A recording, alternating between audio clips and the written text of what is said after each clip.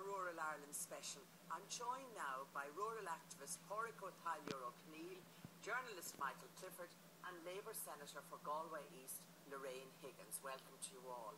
Lorraine, could I start with you? That was a very extensive report by Ciara and Michael across all spectres, the agricultural side, business side, schools, rural development. Is it fair to say that the government is ignoring rural Ireland or trying to kill it off, as they say? Well, first and foremost, I want to acknowledge that there are a myriad of problems that are associated with rural areas in Ireland, but we have to remember as well that some of these issues transcend the rural and are also urban problems when you look at immigration figures in particular and also suicide rates.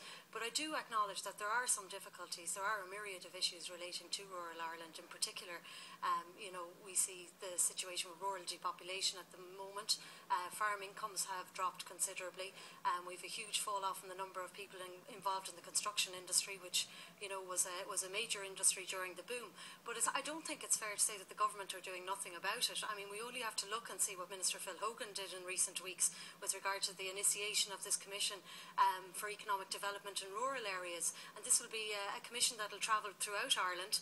They'll have 17 public meetings and they will elicit views from people in rural Ireland about the issues that are affecting them, because at the end of the day we have to steer public policy, and the best way to steer public policy is to hear from people on the ground who are affected most.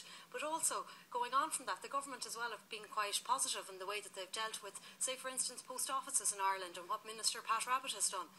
He's ensured that there's been no privatisation of post offices at this point in time. He's also looked at and has done and completed rollout of broadband as well facilities in many rural areas. But Lorraine, no privatisation of post offices, but an awful lot of them have closed down. They're just gone, so there's nothing either publicising it or privatising it. I mean, they're gone. Well, the fact of the matter is that there is a huge effort there to retain services in rural Ireland. There's no doubt about that. But we do have to remember that we are in very, very financially straitened times, and at some points it doesn't make sense to retain some services, and we have to look at that. At the end of the day, we are being guided and we are being dictated to essentially by the EU and IMF, the Troika. So, we are in a situation which no other government has found themselves in since the initiation of the state. But Pádraig,